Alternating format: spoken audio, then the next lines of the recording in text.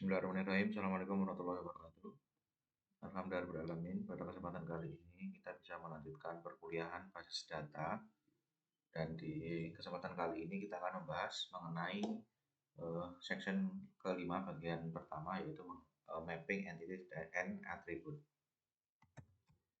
Adapun objektif dari slide ini, yang pertama, explain the naming convention used in relational database. Yang kedua adalah use Oracle SQL Developer Data Modeler to create a glossary and apply naming standard to map entities to table, map attribute to column names. Jadi kemarin kita sudah mempelajari mengenai naming convention dari table, kemudian dari attributes, gitu ya. Nah, kita yang sekarang akan menerapkan bagaimana cara settingnya ya di Oracle Data Modeler. Jadi kalau kita ketahui kan di Oracle Data Modeler itu kan namanya masih panjang. Jadi belum dibuat singkat seperti yang ketentuannya atau yang sudah kita pelajari di slide-slide yang sebelumnya. Nah, kita akan review dulu sebelum bagaimana cara membuat di Oracle Data Modeler. Yeah. A physical model is the blueprint for the actual database implementation, can be used as the basis for implementing any type of DBMS, gitu ya. Nah, jadi physical model ini adalah model yang sudah sangat dekat dengan bentuk basis datanya nanti di akhir. Terus kemudian di SQL Data Modeler, Physical Data Model ini disebut sebagai relational model. Nah, ya ini ada transformasi ya dari logical model menjadi relational model. Ya ini masih review saja gitu ya. Terus kemudian ini ada naming convention, table names. Table names itu dari entitas tapi ditambahi s atau dibuat plural ya, s atau es. Terus kemudian column name and special karakter. Jadi bisa ada karakter-karakter yang diizinkan untuk ditambahkan sebagai column name. Kemudian umumnya karakter tidak bisa ditambahkan ya, kecuali karakter-karakter yang ada di sini. Kemudian table short names atau abbreviation. Ya, jadi singkatan dari table itu juga bisa di setting sebenarnya di data modeler. Nah, di sini review mengenai table and column names ya, jadi naming restriction must start with a letter. Jadi harus dimulai dengan huruf, harus 30 karakter, tidak ada spasi, tidak boleh dikasih spasi ya. Kemudian tidak boleh pakai reserved word atau keywordnya di sintaksnya Oracle. Kemudian table names must be unique within schema. Jadi nama dari tabel itu dalam suatu skema atau dalam suatu akun gitu ya, itu harus unik ya. Column name itu juga harus unik dalam suatu tabel. Oke. Naming standar di dalam SQL Data Modeler, kita di slide ini akan membahas bagaimana caranya membuat glossary. Glossary itu kamus gitu ya. Kamus itu kita setting. Jadi kalau tabelnya kalau entitasnya seperti apa, nanti tabelnya ketentuannya seperti apa gitu ya. Dan untuk atribut dan seterusnya itu juga kita akan definisikan glossary atau kamusnya. The previous lesson engine from a logical to a relational model. By default, table names are mapped directly from entity names are not plurals. Jadi dilihat kalau selama kemarin Anda sekalian praktikum ya, itu memang kolom name ya, kolom name ini dipetakan langsung dari atribut name ya. Dan spasi itu langsung dibuat underscore ya. To apply our naming convention to table and column name, we create a glossary. Jadi kalau mau menerapkan naming convention yang sudah kita pelajari, kita perlu membuat glossary dalam data modeler. A glossary in data modeler is a set of accepted terms that can be used in the design. It ensures that model complies with your set naming standard. Jadi di sini glossary itu kita buat ketentuan atau rumus penamaan konversinya ke physical data model gitu ya.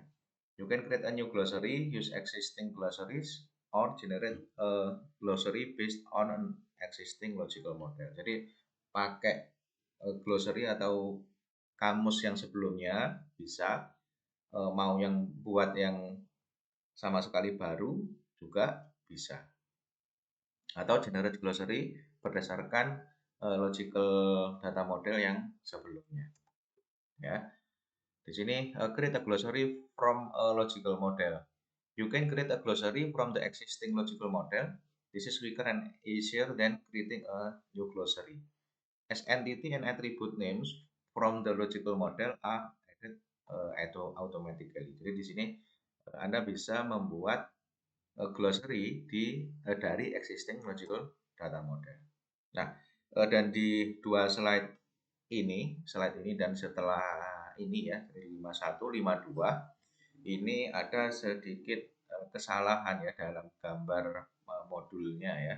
Dan ini memang sudah saya cek itu ada di memang di modul master modulnya itu memang gambarnya seperti ini ya.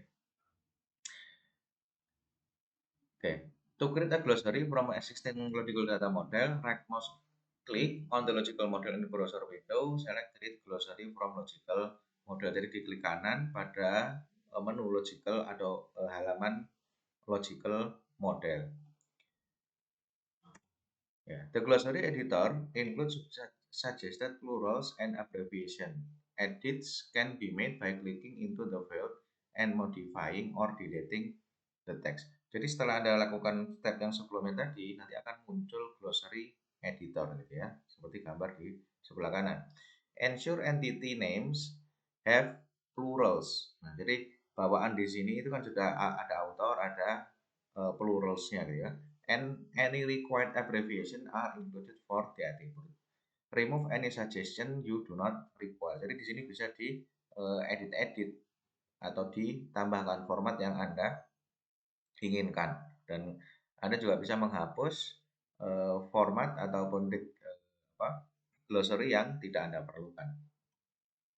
When you have made all the required change, klik save, enter a file name for the glossary and browse to a location to save the file. Jadi rumus yang Anda buat tadi itu bisa di save ya, bisa di save di lokasi dalam komputer. Kemudian yang kedua, adding the glossary as the naming standard. For the glossary to be applied during the engineering, you must add it on the naming standard page in the preferences dialog box. To add the glossary, perform this following step. Right-click the design model in the browser, select properties. Nah, nanti akan ada di sini jendela design properties. To add the glossary, perform the following step. Expand setting and highlight the naming standard with the green icon. Kemudian klik OK. Nah, ini menambahkan ya naming standar ke dalam glossary. Glossary editor. Nah, ini malah gambarnya malah seperti ini ya. Ya, ini saya cek di modul masternya memang seperti ini ya. To edit an existing glossary, klik tools, kemudian klik glossary editor. Nanti ada file ya. Jadi select file name extension .glossary ya. To edit an existing glossary, browse the file version on the required glossary name and klik, kemudian select open. Nanti akan terbuka lagi jendela yang seperti ini. Applying the naming standard. Jadi setelah kita edit tadi, to apply the glossary as the naming standard, engineer the logical model once more. Jadi diklik engineer to logical model lagi. Jadi ada bentuk anak panah 2 ke kanan ya. Itu nanti diklik lagi supaya apa yang Anda rumuskan dalam glossary tadi bisa diterapkan ya di physical data model. Kemudian klik the relational tab to view the result. Jadi ada klik di relational yang dia mewakili physical data model. Kemudian mapping entities to table names. By applying the naming standard contained in the glossary, singular entity names in the logical model are mapped to plural table name in the relational model. Jadi dari entitas yang dia singular, tidak ada S atau ES-nya, dia di table itu jadi plurals, ada S atau ES-nya. Ya. If, for example, we had included the term publisher and transaction in our entity attribute name by applying the naming standard contained in the glossary, the abbreviation specified for publisher and transaction are applied in the column name. Jadi kalau di glossary Anda misalkan menambahkan kalau ada publisher itu nanti jadinya pub ID gitu ya. Transaction date, transaction type itu jadinya disingkat atau abbreviation gitu ya. Itu nanti akan diterapkan di physical data modelnya ya. Nah, di slide ini Anda sudah mempelajari ya, explain the naming convention used in a relational database. Jadi bagaimana naming convention yang sudah kita pelajari di pertemuan selanjutnya sebelumnya itu diterapkan gitu ya. Kemudian use Oracle SQL Data Modeler to create a glossary and apply naming standard to. Nah, spesifiknya di slide kali ini menerapkan di data modeler ini untuk map entities to table names dan map attributes to column name. Jadi kita pelajari entities dan juga pemetaan atribut. Nah, nanti di slide selanjutnya kita akan bahas mengenai masih mengenai glossary, tapi untuk pembahasan yang lain lagi gitu ya. Oke, slide ini saya cukupkan sekian, mudah-mudahan bermanfaat. Assalamualaikum warahmatullahi wabarakatuh.